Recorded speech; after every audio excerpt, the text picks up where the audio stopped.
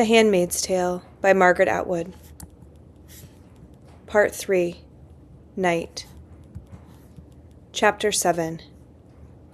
The night is mine, my own time, to do with as I will, as long as I am quiet, as long as I don't move, as long as I lie still. The difference between lie and lay. Lay is always passive. Even men used to say, "I'd like to get laid," though sometimes they said, "I'd like to lay her." All this is pure speculation.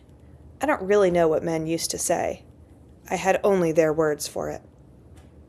I lie then inside the room, under the plaster eye in the ceiling, behind the white curtains, between the sheets, neatly as they, and step sideways out of my own time. Out of time.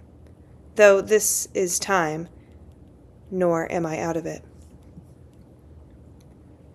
But the night is my time out. Where should I go? Somewhere good.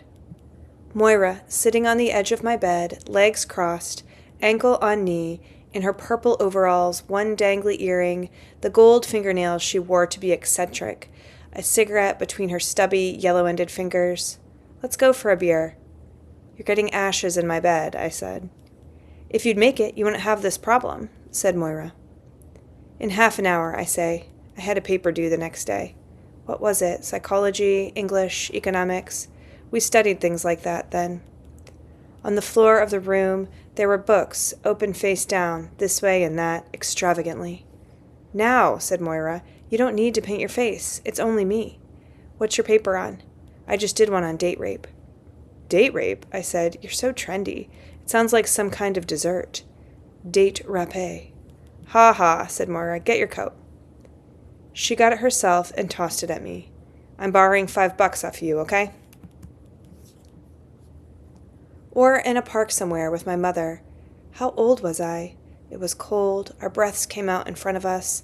There were no leaves on the trees. Gray sky, 2 ducks in the pond, disconsolate. Breadcrumbs under my fingers, in my pocket.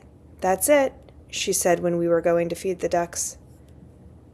But there were some women burning books. That's what she was really there for. To see her friends. She'd lied to me. Saturdays were supposed to be my day. I turned away from her, sulking, towards the ducks. But the fire drew me back. There were some men, too, among the women, and the books were magazines.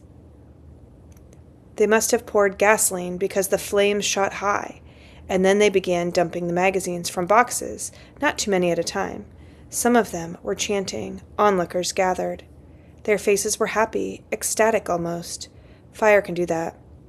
Even my mother's face, usually pale, thinnish, looked ruddy and cheerful, like a Christmas card. And there was another woman, large, with a soot smeared down her cheek, and an orange knitted cap. I remember her. "You want to throw one on, honey?" she said. How old was I? "Good riddance to bad rubbish," she said, chuckling. "It okay?" she said to my mother. "If she wants to," my mother said. She had a way of talking about me to others, as if I couldn't hear. The woman handed me one of the magazines. It had a pretty woman on it, with no clothes on, hanging from a ceiling by a chain wound around her hands. I looked at it with interest. It didn't frighten me. I thought she was swinging, like Tarzan from a vine, on the TV. "Don't let her see it," said my mother. "Here," she said to me. "Toss it in, quick." I threw the magazine into the flames. It rifled open in the wind of its burning. Big flakes of paper came loose, sailed into the air, still on fire, parts of women's bodies turning to black ash in the air before my eyes. But then what happens? But then what happens? I know I lost time. There must have been needles, pills, something like that. I couldn't have lost that much time without help. You have had a shock," they said. I would come up through a roaring and confusion like surf boiling. I can remember feeling quite calm. I can remember screaming. It felt like screaming, though it may have been only a whisper. "Where is she? What have you done with her?" There was no night or day, only a flickering. After a while, there were chains again, and a bed, and after that, a window. "She's in good hands," they said. with people who are fit. You are unfit, but you want the best for her, don't you? They showed me a picture of her, standing outside on a lawn, her face a closed oval. Her light hair was pulled back, tight behind her head. Holding her hand was a woman I didn't know. She was only as tall as the woman's elbow. "You've killed her," I said. She looked like an angel, solemn, compact, made of air.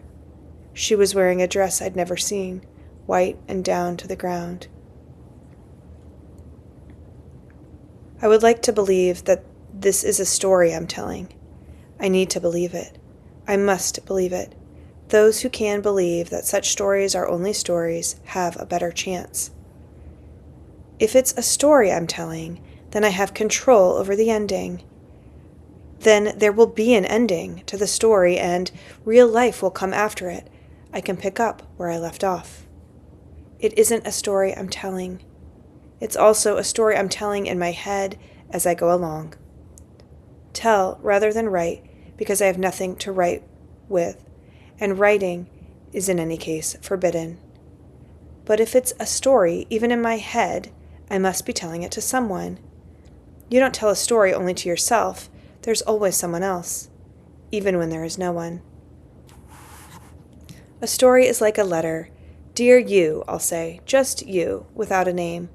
Attaching a name attaches you to the world of fact, which is riskier, more hazardous. Who knows what the chances are out there of survival? Yours?